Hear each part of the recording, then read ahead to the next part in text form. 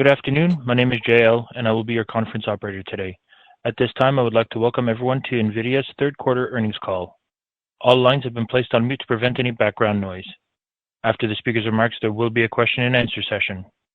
If you would like to ask a question during this time, simply press star followed by the number 1 on your telephone keypad. If you would like to withdraw your question, again, press the star 1. Thank you. Simona Jakowski, you may now begin your conference. Thank you. Good afternoon, everyone, and welcome to NVIDIA's conference call for the third quarter of fiscal 2024. With me today from NVIDIA are Jensen Huang, President and Chief Executive Officer, and Colette Kress, Executive Vice President and Chief Financial Officer. I'd like to remind you that our call is being webcast live on NVIDIA's Investor Relations website. The webcast will be available for replay until the conference call to discuss our financial results for the fourth quarter and fiscal 2024. The content of today's call is NVIDIA's property. It can be reproduced or transcribed without our prior written consent. During this call, we may make forward-looking statements based on current expectations. These are subject to a number of significant risks and uncertainties, and our actual results may differ materially. For a discussion of factors that could affect our future financial results and business, please refer to the disclosure in today's earnings release, our most recent Forms 10-K and 10-Q, and the reports that we may file on Form 8-K with the Securities and Exchange Commission. All statements are made as of today, November 21st, 2023, based on information currently available to us. Except as required by law, we assume no obligation to update any statements. During this call, we will discuss non-GAAP financial measures. You can find a reconciliation of these non-GAAP financial measures to GAAP financial measures in our CFO commentary, which is posted on our website.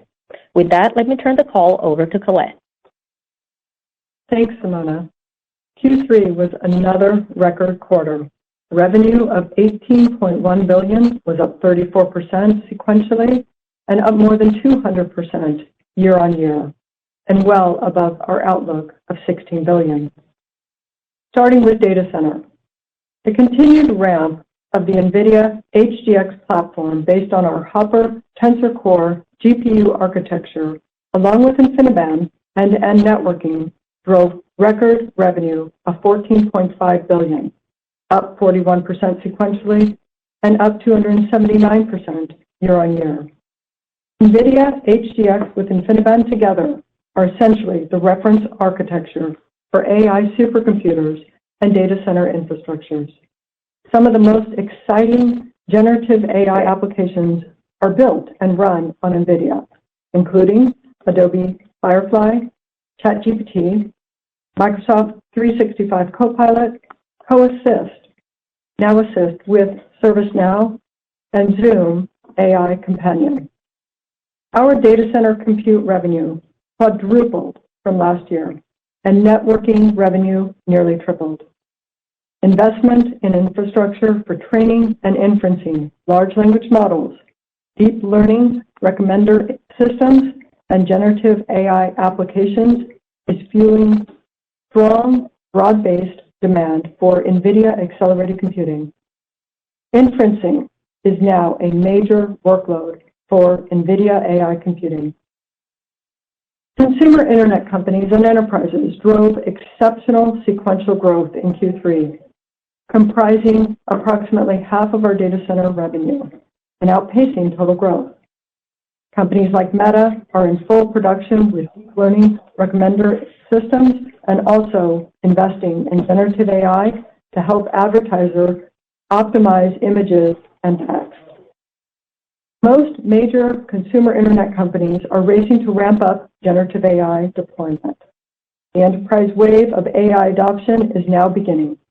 Enterprise software companies such as Adobe, Databricks, Snowflake, and ServiceNow are adding AI copilots and assistants to their platforms.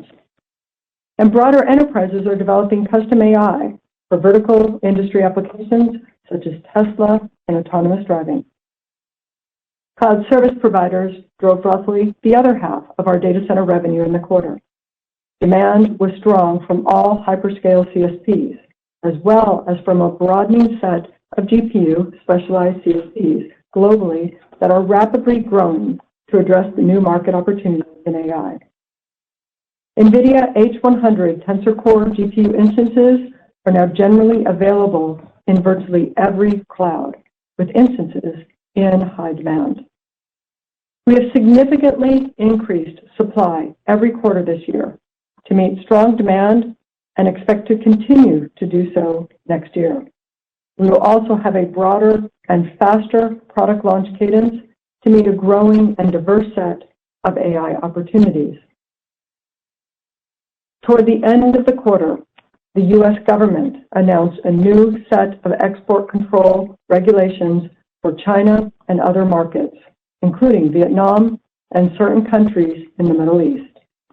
These regulations require licenses for the export of a number of our products, including our Hopper and Ampere 100 and 800 series, and several others. Our sales to China and other affected destinations derived from products that are now subject to licensing requirements have consistently contributed approximately 20 to 25% of data center revenue over the past few quarters. We expect that our sales to these destinations will decline significantly in the fourth quarter, though we believe they'll be more than offset by strong growth in other regions. The U.S. government designed the regulation to allow the U.S. industry to provide data center compute products to markets worldwide, including China. Continuing to compete worldwide, as the regulations encourage, promotes U.S. technology leadership, spurs economic growth, and supports U.S. jobs. For the highest performance levels, the government requires licenses. For lower performance levels, the government requires a streamlined prior notification process. And for products even lower performance levels, the government does not require any notice at all. Following the government's clear guidelines, we are working to expand our data center product portfolio to offer compliant solutions for each regulatory category, including products for which the U.S. government does not wish to have advance notice before each shipment. We are working with some customers in China and the Middle East to pursue licenses from the U.S. government. It is too early to know whether these will be granted for any significant amount of revenue. Many countries are awakening to the need to invest in sovereign AI infrastructure to support economic growth and industrial innovation. With investments in domestic compute capacity, nations can use their own data to train LLMs and support their local generative AI ecosystems. For example, we are working with India's government and largest tech companies, including Infosys, Reliance, and Tata, to boost their sovereign AI infrastructure.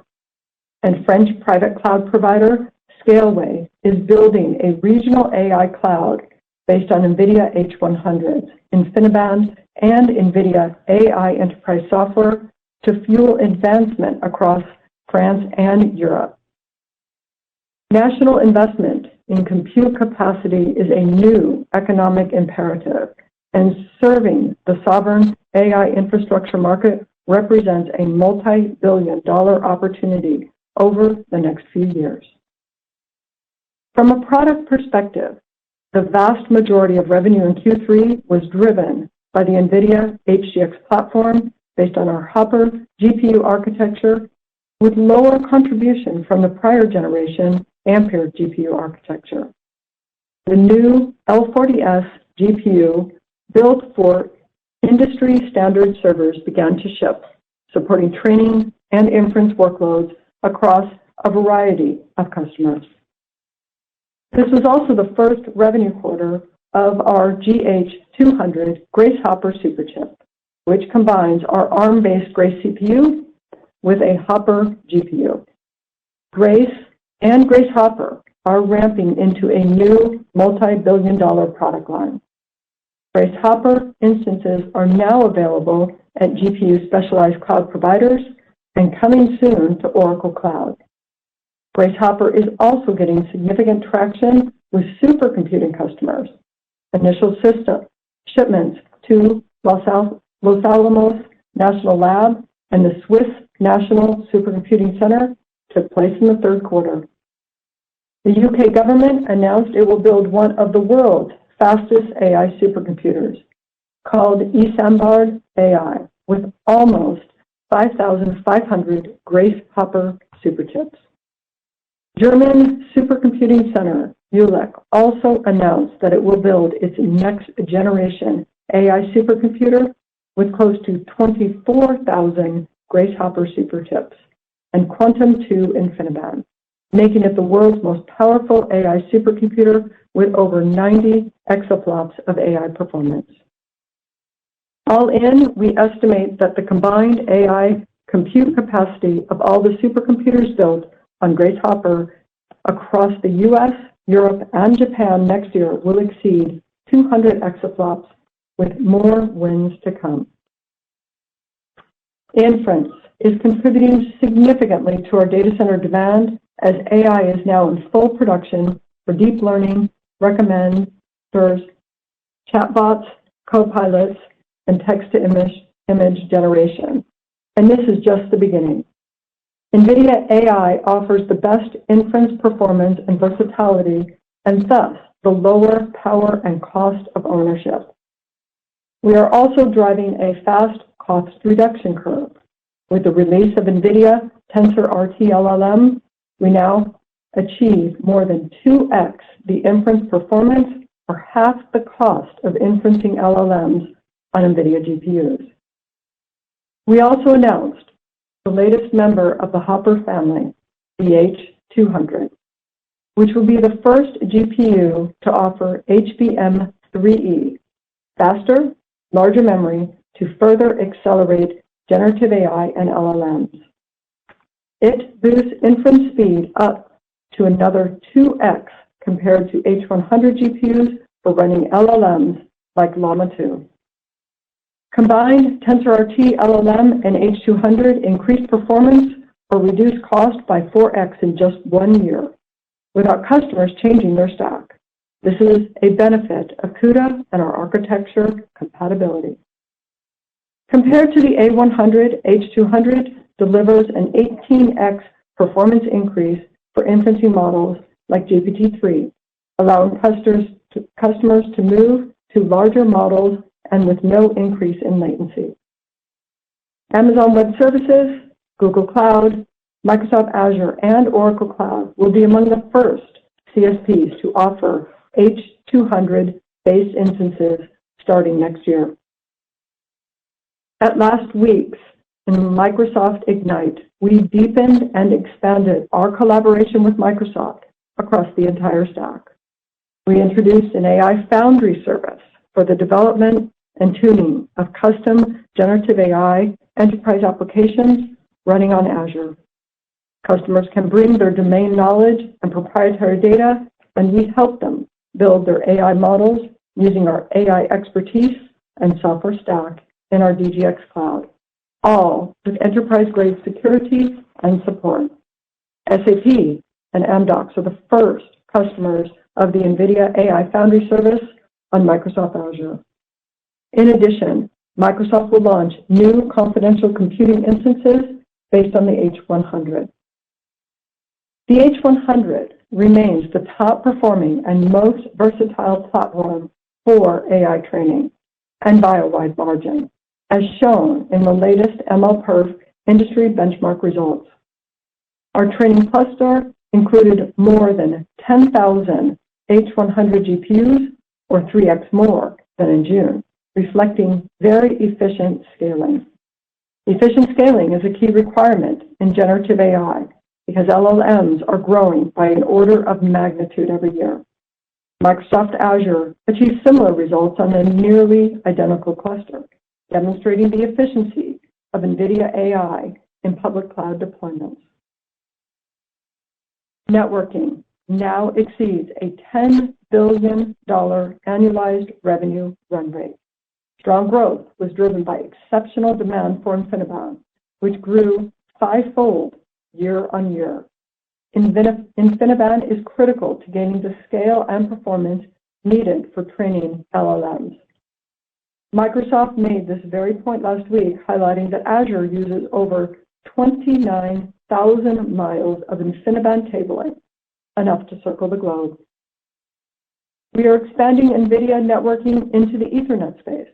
Our new Spectrum X end-to-end Ethernet offering with technologies purpose-built for AI will be available in Q1 next year, with support from leading OEMs including Dell, HPE, and Lenovo. Spectrum X can achieve 1.6x higher networking performance for AI communication compared to traditional Ethernet offerings. Let me also provide an update on our software and services offerings, where we are starting to see excellent adoption. We are on track to exit the year at an annualized revenue run rate of $1 billion for our recurring software, support, and services offerings. We see two primary opportunities for growth over the intermediate term, with our DGX Cloud service and with our NVIDIA AI Enterprise software. Each reflects the growth of enterprise AI training and enterprise AI inference, respectively. Our latest DGX Cloud customer announcement was this morning as part of an AI research collaboration with Genentech. The biotechnology pioneer also plans to use our BioNeMo LLM framework to help accelerate and optimize their AI drug discovery platform. We now have enterprise AI partnerships with Adobe, Dropbox, Getty, SAP, ServiceNow, Snowflake, and others to come. Okay, moving to gaming. Gaming revenue of $2.86 billion was up 15% sequentially and up more than 80% year on year. With strong demand in the important back-to-school shopping season, with NVIDIA RTX ray tracing and AI technologies now available at price points as low as $299. We enter the holidays with the best ever lineup for gamers and creators. Gaming has doubled relative to pre-COVID levels, even against the backdrop of lackluster PC market performance. This reflects the significant value we've brought to the gaming ecosystem with innovations like RTX and DLSS. The number of games and applications supporting these technologies has exploded in that period, driving upgrades and attracting new buyers. The RTX ecosystem continues to grow. There are now over 475 RTX-enabled games and applications. Generative AI is quickly emerging as the new killer app for high-performance PCs. NVIDIA RTX GPUs define the most performant AI PCs and workstations.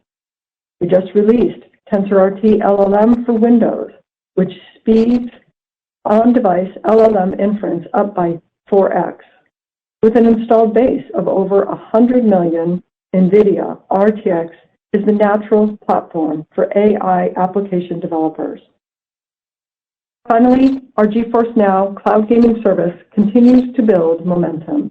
Its library of PC games surpassed 1,700 titles, including the launches of Alan Wake 2, Baldur's Gate 3, Cyberpunk 2077, Phantom Liberty, and Starfield.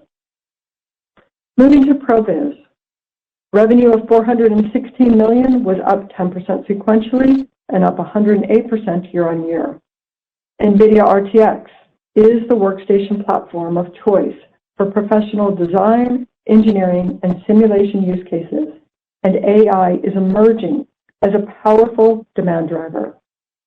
Early applications include inference for AI imaging in healthcare and edge AI in smart spaces and the public sector. We launched a new line of desktop workstations based on NVIDIA RTX Ada Lovelace generation GPUs and ConnectX Smart NICs, offering up to 2x the AI processing, ray tracing, and graphics performance of the previous generations. These powerful new workstations are optimized for AI workloads, such as fine-tuning AI models, training smaller models, and running inference locally. We continue to make progress on Omniverse, our software platform for designing, building, and operating 3D virtual worlds.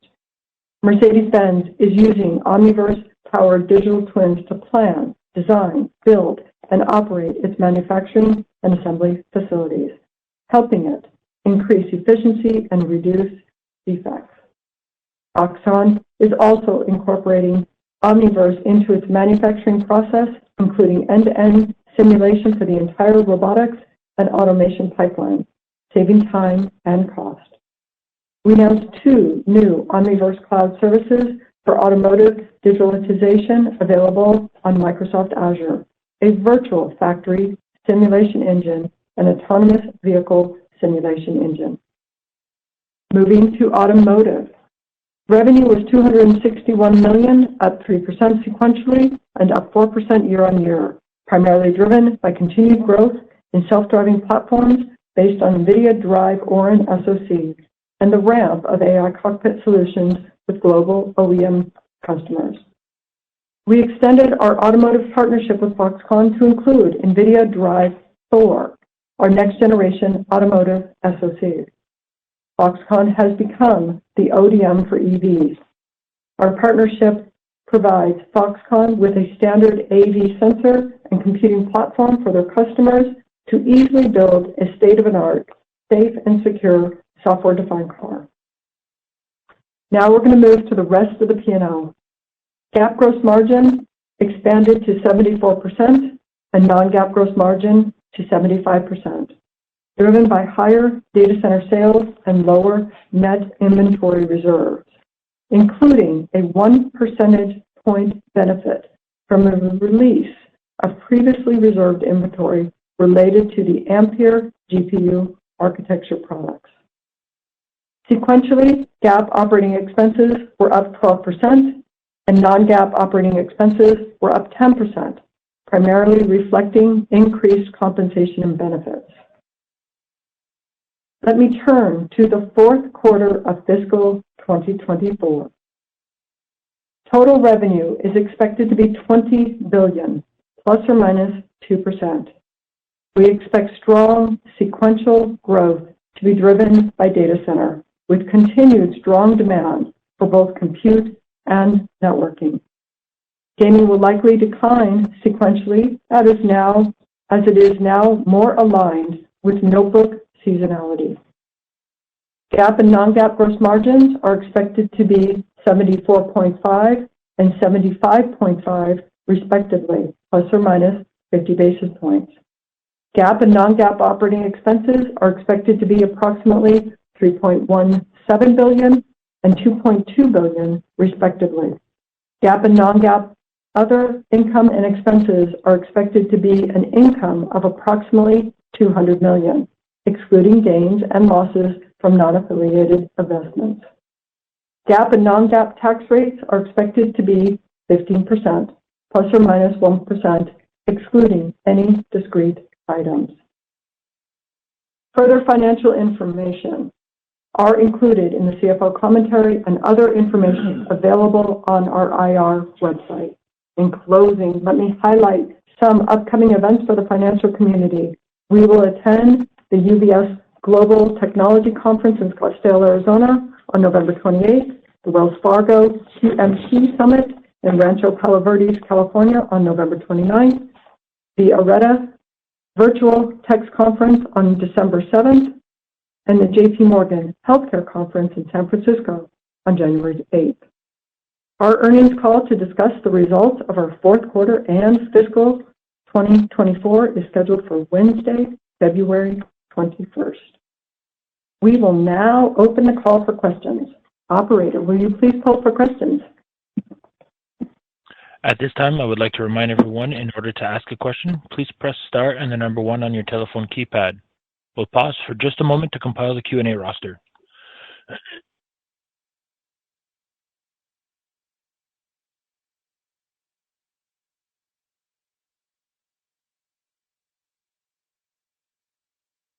As a reminder, please limit yourself to one question. Your first question comes from the line of Vivek Arya of Bank of America. Your line is open. Thanks for taking my question. Just Colette wanted to clarify what China contributions are you expecting in Q4? And then Jensen, the main question is for you. Where do you think we are in the adoption curve in terms of your shipments into the generative AI market? Because when I just look at the trajectory of your data center is growth, it will be close to, nearly 30% of all the spending in data center next year. So what metrics are you keeping an eye on to inform you that you can continue to grow? Just where are we in the adoption curve of your products into the generative AI market? Thank you.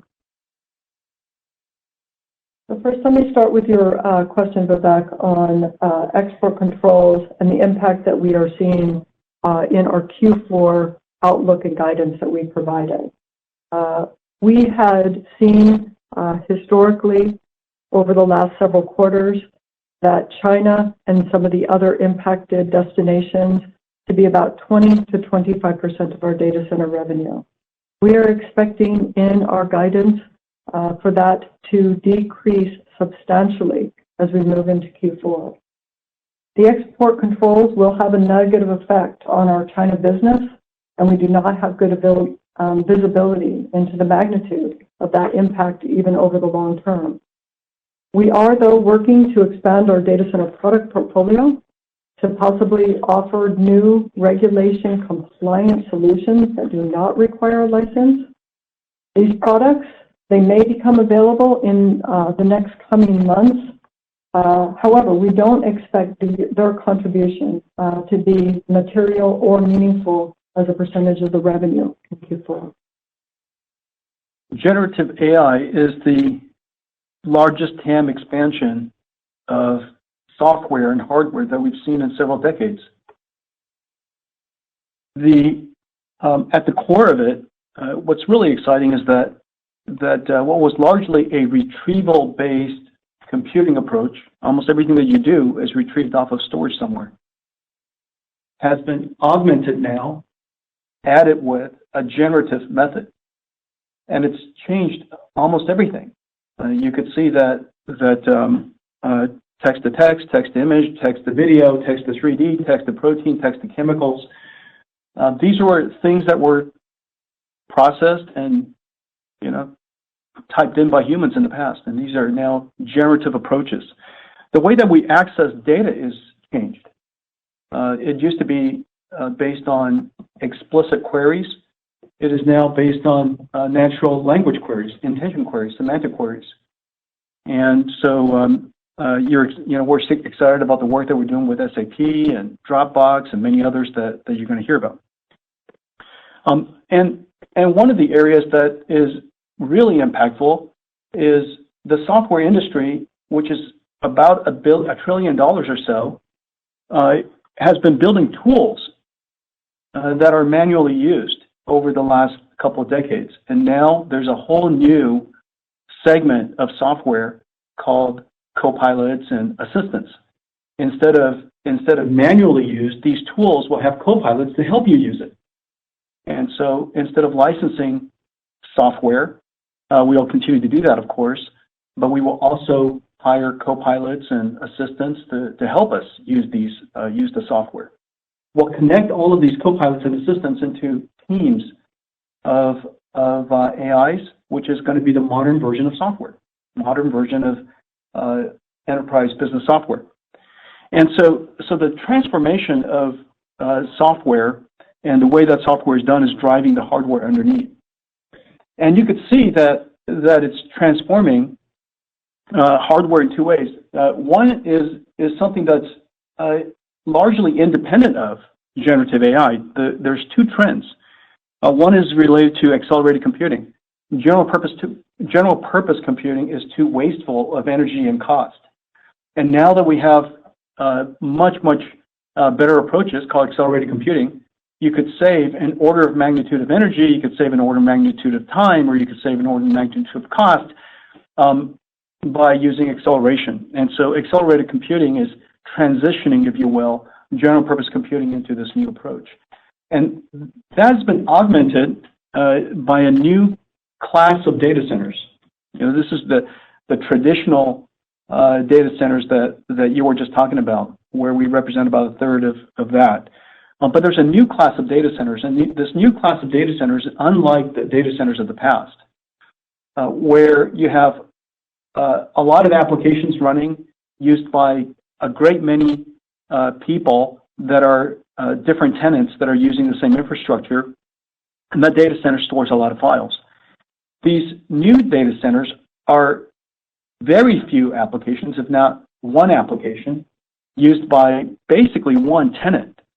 And it processes data, it trains models, and it generates tokens, it generates AI. And we call these new data centers AI factories.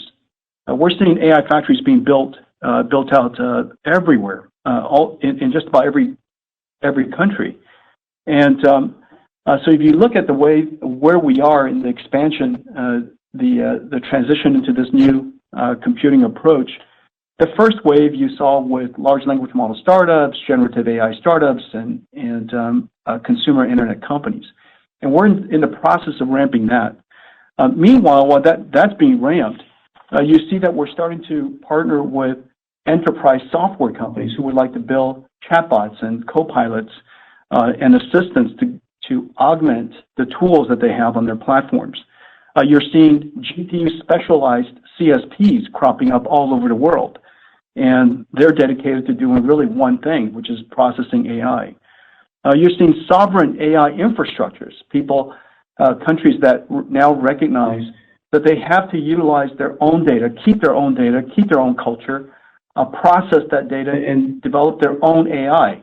You see that in India. About a year ago in Sweden. You're seeing in Japan. Last week, a big announcement in France. But the number of sovereign AI clouds that are being built is really quite significant. And my guess is that almost every major region will have, and surely every major country will have their own AI clouds. And so I think you're seeing just new developments as the generative AI wave propagates through every industry, every company, every region, and so we're at the beginning of this inflection, this computing transition. Your next question comes from the line of Aaron Rakers of Wells Fargo. Your line is open. Yeah, thanks for taking the question. I wanted to ask about kind of the networking side of the business. You know, given the growth rates that you've now cited, I think it's 155% year over year and strong growth sequentially. It looks like that business is like almost approaching a $2.5 to $3 billion quarterly level. I'm curious of how you see Ethernet evolving, and maybe how you would characterize your differentiation of Spectrum X relative to the traditional Ethernet stack as we start to think about that becoming part of the networking narrative above and maybe beyond just InfiniBand as we look into next year. Thank you. Yeah, thanks for the question. Our networking business is already at a $10 billion plus run rate, and it's going to get much larger. And as you mentioned, we added a new networking platform to our networking business recently. The vast majority of the dedicated large-scale AI factories standardize on InfiniBand. And the reason for that is not only because of its data rate, and not only just the latency, but the way that it moves traffic around the network is really important. The way that you process AI and a multi-tenant hyperscale Ethernet environment, the traffic pattern is just radically different. And with InfiniBand and with software-defined networks, we could do congestion control, adaptive routing, performance isolation and noise isolation, not to mention, of course, the data rate and the low latency and the very low overhead of InfiniBand, that's natural part of InfiniBand. And so InfiniBand is not so much just a network, it's also a computing fabric. We put a lot of software-defined capabilities into the fabric, including computation. We'll do floating point calculations and computation right on the switch and right in the fabric itself. And so that's the reason why that difference in Ethernet versus InfiniBand, or InfiniBand versus Ethernet for AI factories, is so dramatic. And the difference is profound. And the reason for that is because you've just invested in a $2 billion infrastructure for AI factories. A 20, 25, 30% difference in overall effectiveness, especially as you scale up, is measured in hundreds of millions of dollars of value. And if you were renting that infrastructure over the course of 4 or 5 years, it really, really adds up. And so InfiniBand's value proposition is undeniable for AI factories. However, as we move AI into enterprise, this is enterprise computing, where we'd like to enable every company to be able to build their own custom AIs. We're building custom AIs in our company based on our proprietary data, our proprietary type of skills. For example, recently we spoke about one of the models that we're creating. It's called ChipNemo. We're building many others. There'll be tens, hundreds of custom AI models that we create inside our company. And our company is, for all of our employee use, doesn't have to be as high performance as the AI factories we use to train the models. And so we would like the AI to be able to run in an Ethernet environment. And so what we've done is we invented this new platform that extends Ethernet. It doesn't replace Ethernet. It's 100% compliant with Ethernet. And it's optimized for east-west traffic, which is where the computing fabric is. It adds to Ethernet with an end-to-end solution with Bluefield, as well as our Spectrum switch that allows us to perform some of the capabilities that we have in InfiniBand, not all, but some. And we achieve excellent results. And the way we go to market is we go to market with our large enterprise partners who already offer our computing solution. And so HP, Dell, and Lenovo has the NVIDIA AI stack, the NVIDIA AI enterprise software stack, and now they integrate with Bluefield, as well as bundle, take to market their Spectrum switch, and they'll be able to offer enterprise customers all over the world with their vast sales force and vast network of resellers, and a fully integrated, if you will, fully optimized at least end-to-end AI solution. And so that's basically it. Bringing AI to Ethernet for the world's enterprise. Thank you. Your next question comes from the line of Joe Moore of Morgan Stanley. Your line is open. Great, thank you. I wonder if you could talk a little bit more about Grace Hopper and how you see the ability to leverage kind of the microprocessor, how you see that as a TAM expander, and what applications do you see using Grace Hopper versus more traditional H100 applications? Yeah, thanks for the question. Grace Hopper is in production, in high volume production now. We're expecting next year, just with all of the design wins that we have in high performance computing and AI infrastructures, we are on a very, very fast ramp with our first data center CPU to a multi-billion-dollar product line. This is going to be a very large product line for us. The capability of Grace Hopper is really quite spectacular. It has the ability to create computing nodes that simultaneously has very fast memory as well as very large memory. In the areas of vector databases or semantic search, what is called RAG, retrieval augmented generation, so that you could have a generative AI model be able to refer to proprietary data or factual data before it generates a response. That data is quite large. And you could also have applications or generative models where the context length is very high. You basically stored an entire book into its system memory before you ask it questions. And so the context length can be quite large. This way, the generative models has the ability to still be able to naturally interact with you on one hand. On the other hand, be able to refer to factual data, proprietary data, or domain-specific data, your data, and be contextually relevant and reduce hallucination.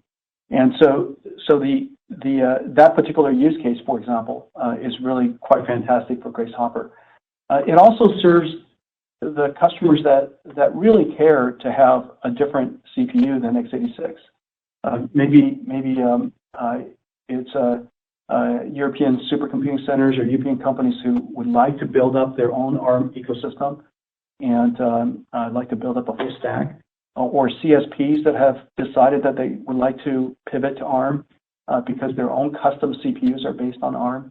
There are a variety of different reasons that drives the success of Grace Hopper, but we're off to just an extraordinary start. This is a home run product. Your next question comes from the line of Tim Arcuri of UBS. Your line is open. Hi, thanks. I wanted to ask a little bit about the visibility that you have on revenue. I know there's a few moving parts. I guess on one hand, the purchase commitments went up a lot again, but on the other hand, the China bans would arguably pull in when you can fill the demand beyond China. So I know we're not even into 2024 yet, and it doesn't sound like, Jensen, you think that next year would be a peak in your data center revenue. But I just wanted to sort of explicitly ask you that. Do you think that data center can grow even into 2025? Thanks. Absolutely believe that data center can grow through 2025, and there are of course several reasons for that. We are expanding our supply quite significantly. We have already one of the broadest and largest and most capable supply chain in the world. Remember, people think that the GPU is a chip, but the HGX H100, the Hopper HGX, has 35,000 parts. It weighs 70 pounds. 8 of the chips are Hopper. The other 35,000 are not. It has even its passive components are incredible. High voltage parts, high frequency parts, high current parts. It is a supercomputer, and therefore the only way to test a supercomputer is with another supercomputer. Even the manufacturing of it is complicated, the testing of it is complicated, the shipping of it is complicated, and installation is complicated. And so every aspect of our HGX supply chain is complicated, and the remarkable team that we have here has really scaled out that supply chain incredibly. Not to mention, all of our HGXs are connected with NVIDIA networking, and the networking, the transceivers, the NICs, the cables, the switches, the amount of complexity there is just incredible. And so I'm just, first of all, I'm just super proud of the team for scaling up this incredible supply chain. We are absolutely world class. But meanwhile, we're adding new customers and new products. So we have new supply, we have new customers, as I was mentioning earlier. Different regions are standing up GPU specialist clouds, sovereign AI clouds coming up from all over the world as people realize that they can't afford to export their country's knowledge, their country's culture for somebody else to then resell AI back to them. They have the skills, and surely with us, in combination, we can help them do that, build up their national AI. And so the first thing that they have to do is create their AI cloud, national AI cloud. You're also seeing us now growing into enterprise. The enterprise market has two paths. One path, or if I could say three paths. The first path, of course, is just off-the-shelf AI. And there are, of course, ChatGPT is a fabulous off-the-shelf AI. There'll be others. There's also proprietary AI, because these software companies like ServiceNow and SAP, and there are many, many others, can't afford to have their company's intelligence be outsourced to somebody else. And they are about building tools, and on top of their tools, they should build custom and proprietary and domain-specific co-pilots and assistants that they can then rent to their customer base. They're sitting on a gold mine. Almost every major tools company in the world is sitting on a gold mine. And they recognize that. They have to go build their own custom AIs. We have a new service called an AI Foundry, where we leverage NVIDIA's capabilities to be able to serve them in that. And then the next one is enterprises building their own custom AIs, their own custom chatbots, their own custom RAGs. And this capability is spreading all over the world. And the way that we're going to serve that marketplace is with the entire stacks of systems, which includes our compute, our networking, and our switches, running our software stack called NVIDIA AI Enterprise, taking it through our market partners, HP, Dell, and Lenovo, so on and so forth. And so we're seeing the waves of generative AI starting from the startups and CSPs, moving to consumer internet companies, moving to enterprise software platforms, moving to enterprise companies, and ultimately one of the areas that you guys have seen us spend a lot of energy on has to do with industrial generative AI. This is where NVIDIA AI and NVIDIA Omniverse comes together, and that is a really exciting work. And so I think we're at the beginning of a basically across the board industrial transition to generative AI, to accelerated computing. This is going to affect every company, every industry, every country. Your next question comes to the line of Toshiya Hari of Goldman Sachs. Your line is open. Hi, thank you. I wanted to clarify something with Colette real quick, and then I had a question for Jensen as well. Colette, you mentioned that you'll be introducing regulation-compliant products over the next, couple of months. Yet the contribution to Q4 revenue should be relatively limited. Is that a timing issue, and could it be a source of reacceleration and growth for data center in April and beyond, or are the price points such that the contribution to revenue going forward should be relatively limited? And then the question for Jensen, the AI Foundry service announcement from last week, I just wanted to ask about that and hopefully have you expand on it. How is the monetization model going to work? Is it primarily, services and software revenue? How should we think about the long-term opportunity set? And is this going to be exclusive to Microsoft, or do you have plans to expand to other partners as well? Thank you. Okay, thanks, Toshiya, on the question regarding potentially new products that we could provide to our China customers. It's a significant process to both design and develop these new products. As we discussed, we're going to make sure that we are in full discussions with the U.S. government of our intent in these products as well. Given our state about where we are in the quarter, we're already several weeks into the quarter. That's just going to take some time for us to go through and discussing with our customers their needs and desires of these new products that we have. Moving forward, whether that's medium term or long term, it's just hard to say. Both the ideas of what we can produce with the U.S. government and what the interest of our China customers is. So we stay still focused on finding that right balance for our China customers, but it's hard to say at this time.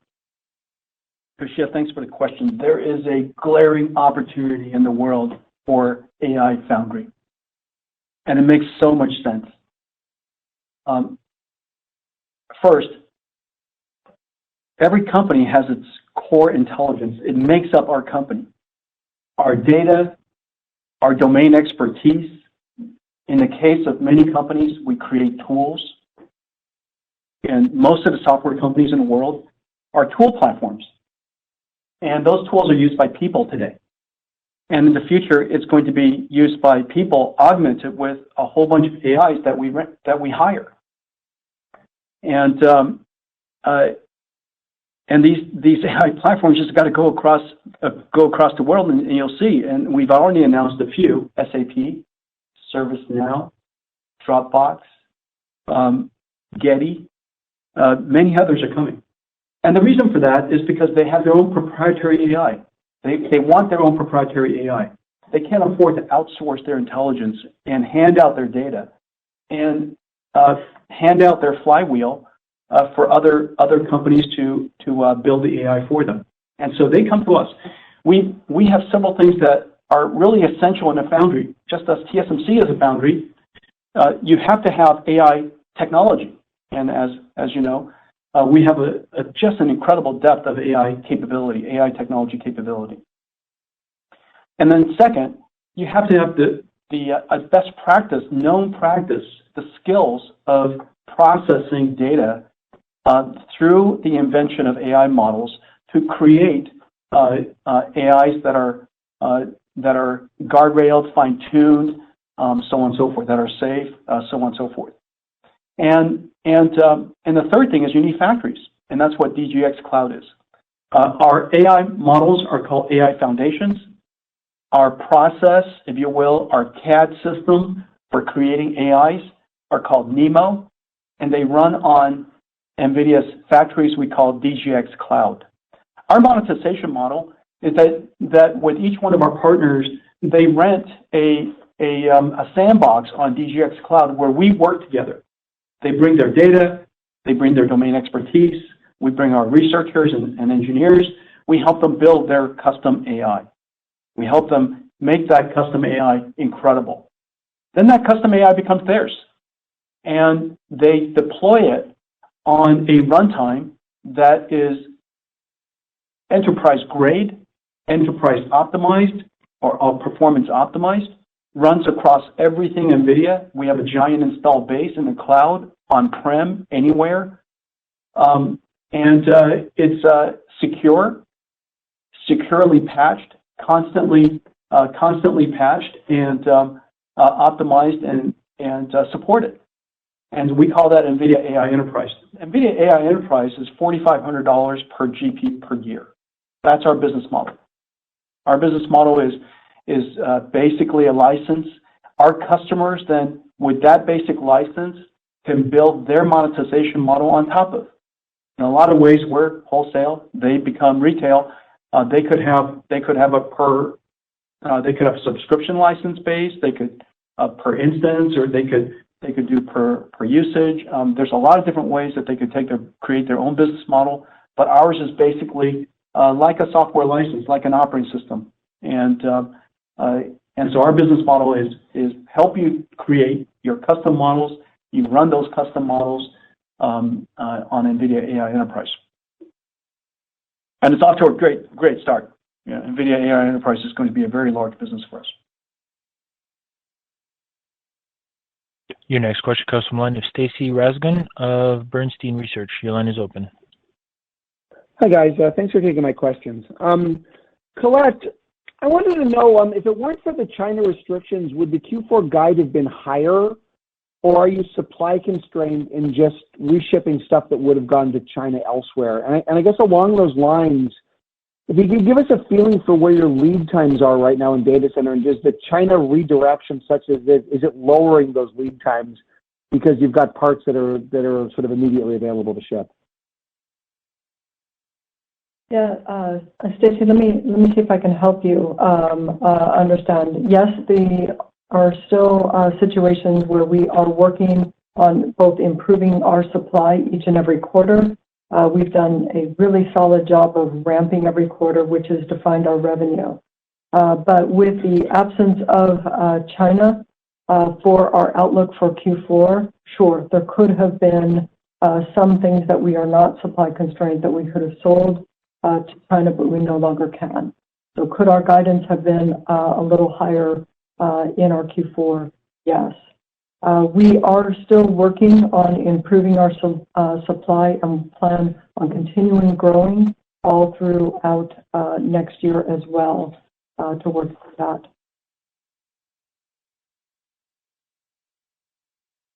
Your next question comes from the line of Matt Ramsey of TD Cowen. Your line is open. Thank you very much. Congrats, everybody, on the results.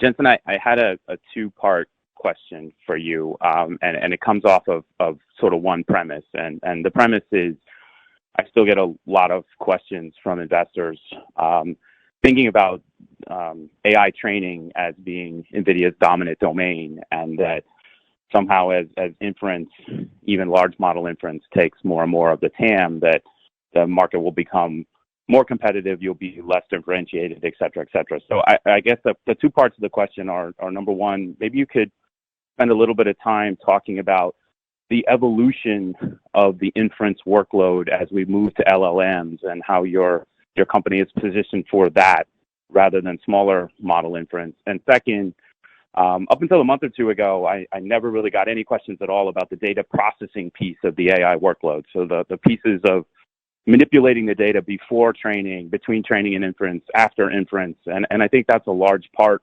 of the workload now. Maybe you could talk about how CUDA is enabling acceleration of those pieces of the workload. Thanks. Sure. Inference is complicated. It's actually incredibly complicated. We this quarter announced one of the most exciting new engines, optimizing compilers called TensorRT LLM.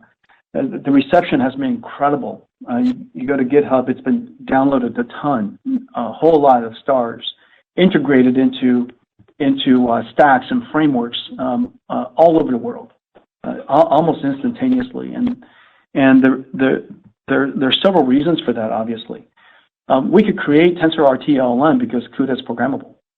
If CUDA and our GPUs were not so programmable, it would really be hard for us to improve software stacks at the pace that we do. TensorRT LLM on the same GPU, without anybody touching anything, improves the performance by a factor of 2. And then on top of that, of course, the pace of our innovation is so high, H200 increases it by another factor of 2. And so our inference performance, another way of saying inference cost, just reduced by a factor of 4 within about a year's time. And so that's really, really hard to keep up with. Now, the reason why everybody likes our inference engine is because our install base. And we've been dedicated to our install base for 20 years, 20 plus years. We have an install base that is not only large, it's in every single cloud, it's in every, available from every enterprise system maker. It's, used by companies of just about every industry. And anytime you see an NVIDIA GPU, it runs our stack. It's architecturally compatible. It's something we've been dedicated to for a very long time. We're very disciplined about it. We make it our, if you will, architecture compatibility is job one. And that has conveyed to the world the certainty of our platform stability. NVIDIA's platform stability certainty is the reason why everybody builds on us first, and it's the reason why everybody optimizes on us first. All of the engineering and all the work that you do, all the invention of technologies that you build on top of NVIDIA accrues to and benefits everybody that uses our GPUs. And we have such a large install base, large millions and millions of GPUs in the cloud, 100 million GPUs from people's PCs, just about every workstation in the world, and they're all architecturally compatible. And so if you're an inference platform and you are deploying an inference application, you are basically an application provider, and as a software application provider, you're looking for a large install base. Data processing. Before you could train a model, you have to curate the data. You have to dedupe the data. Maybe you have to augment the data with synthetic data. You have to process the data, clean the data, align the data, normalize the data. All of that data is measured not in bytes and megabytes. It's measured in terabytes and petabytes. And the amount of data processing that you do before data engineering, before that you do training is quite significant. it could represent 30, 40, 50% of the amount of work that you ultimately do in ultimately creating a data-driven machine learning service. And so data processing is just a massive part. We accelerate Spark, we accelerate Python. One of the coolest things that we just did is called cuDF Pandas. Without one line of code, Pandas, which is the single most successful data science framework in the world, Pandas now is accelerated by NVIDIA CUDA, and just out of the box without a line of code, and so the acceleration is really quite terrific, and people are just incredibly excited about it. And Pandas was designed for one purpose and one purpose only, really data processing. It's for data science, and so NVIDIA CUDA gives you all of that. Your final question comes from the line of Harlan Sur of JP Morgan. Your line is open. Good afternoon. Thanks for taking my question. If you look at the history of the tech industry, right, those companies that have been successful have always been focused on ecosystem, silicon, hardware, software, strong partnerships, and just as importantly, right, an aggressive cadence of new products, more segmentation over time. The team recently announced a more aggressive new product cadence in data center from 2 years to now every year with higher levels of segmentation, training, optimization, inferencing, CPU, GPU, DPU, networking. How do we think about your R&D OpEx growth outlook to support a more aggressive and expanding forward roadmap? But more importantly, what is the team doing to manage and drive execution through all of this complexity? Gosh, boy, that's just really excellent. You just wrote NVIDIA's business plan, and you described our strategy. First of all, there is a fundamental reason why we accelerate our execution, and the reason for that is because it fundamentally drives down cost. When the combination of TensorRT LLM and H200 reduced the cost for our customers for large model inference by a factor of 4. And so that includes, of course, our speeds and feeds, but mostly it's because of our software. Mostly the software benefits because of the architecture. And so we want to accelerate our roadmap for that reason. The second reason is to expand the reach of generative AI. The world's number of data center configurations. This is kind of the amazing thing. NVIDIA is in every cloud, but not one cloud is the same. NVIDIA is working with every single cloud service provider, and not one of their networking control plane security posture is the same. Everybody's platform is different, and yet we're integrated into all of their stacks, all of their data centers, and we work incredibly well with all of them. And not to mention, we then take the whole thing and we create AI factories that are standalone. We take our platform, we can put them into supercomputers, we can put them into enterprise. Bringing AI to enterprise is something, generative AI to enterprise, something nobody's ever done before. And we're right now in the process of going to market with all of that. And so the complexity includes, of course, all of the technologies and segments and the pace. It includes the fact that we are architecturally compatible across every single one of those. It includes all of the domain-specific libraries that we create. The reason why every computer company, without thinking, can integrate NVIDIA into their roadmap and take it to market. And the reason for that is because there's market demand for it.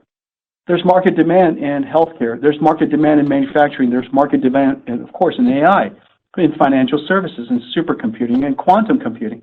The list of markets and segments that we have domain-specific libraries is incredibly broad. And then finally, we have an end-to-end solution for data centers. InfiniBand networking, Ethernet networking, x86, ARM, just about every permutation combination of solutions, technology solutions, and software stacks provided. And that translates to having the largest number of ecosystem software developers, the largest ecosystem of system makers, the largest and broadest distribution partnership network, and ultimately the greatest reach. And that takes a lot of energy. But the thing that really holds it together, and this is a great decision that we made decades ago, which is everything is architecturally compatible. When we develop a domain-specific language that runs on one GPU, it runs on every GPU. When we optimized TensorRT for the cloud, we optimized it for enterprise. When we do something that brings in a new feature, a new library, a new feature, or a new developer, they instantly get the benefit of all of our reach. And so that discipline, that architecture-compatible discipline that has lasted more than a couple of decades now, is one of the reasons why NVIDIA is still really, really efficient. I mean, we're 28,000 people large and serving just about every single company, every single industry, every single market around the world. Thank you. I will now turn the call back over to Jensen Huang for closing remarks. Our strong growth reflects the broad industry platform transition from general purpose to accelerated computing and generative AI. Large language model startups, consumer internet companies, and global cloud service providers are the first movers. The next waves are starting to build. Nations and regional CSPs are building AI clouds to serve local demand. Enterprise software companies like Adobe and Dropbox, SAP, and ServiceNow are adding AI copilots and assistants to their platforms. And enterprises in the world's largest industries are creating custom AIs to automate and boost productivity. The generative AI era is in full steam and has created the need for a new type of data center, an AI factory, optimized for refining data and training and inference and generating AI. AI factory workloads are different and incremental to legacy data center workloads supporting IT tasks. AI factories run copilots and AI assistants, which are significant software TAM expansion and are driving significant new investment, expanding the $1 trillion traditional data center infrastructure install base and powering the AI industrial revolution. NVIDIA H100 HGX with InfiniBand and the NVIDIA AI software stack define an AI factory today. As we expand our supply chain to meet the world's demand, we are also building new growth drivers for the next wave of AI. We highlighted 3 elements to our new growth strategy that are hitting their stride: CPU, networking, and software and services. Grace is NVIDIA's first data center CPU. Grace and Grace Hopper are in full production and ramping into a new multi-billion-dollar product line next year. Irrespective of the CPU choice, we can help customers build an AI factory. NVIDIA networking now exceeds a $10 billion annualized revenue run rate. InfiniBand grew 5-fold year over year and is positioned for excellent growth ahead as the networking of AI factories. Enterprises are also racing to adopt AI, and Ethernet is the standard networking. This week, we announced an Ethernet for AI platform for enterprises. NVIDIA Spectrum X is an end-to-end solution of Bluefield SuperNIC, Spectrum 4 Ethernet switch, and software that boosts Ethernet performance by up to 1.6x for AI workloads. Dell, HPE, and Lenovo have joined us to bring a full generative AI solution of NVIDIA AI computing, networking, and software to the world's enterprises. NVIDIA Software and Services is on track to exit the year at an annualized run rate of $1 billion. Enterprise software platforms like ServiceNow and SAP need to build and operate proprietary AI. Enterprises need to build and deploy custom AI copilots. We have the AI technology, expertise, and scale to help customers build custom models with their proprietary data on NVIDIA DGX Cloud and deploy the AI applications on enterprise-grade NVIDIA AI Enterprise. NVIDIA is essentially an AI foundry. NVIDIA's GPUs, CPUs, networking, AI foundry services, and NVIDIA AI enterprise software are all growth engines in full throttle. Thanks for joining us today. We look forward to updating you on our progress next quarter. This concludes today's conference call. You may now disconnect.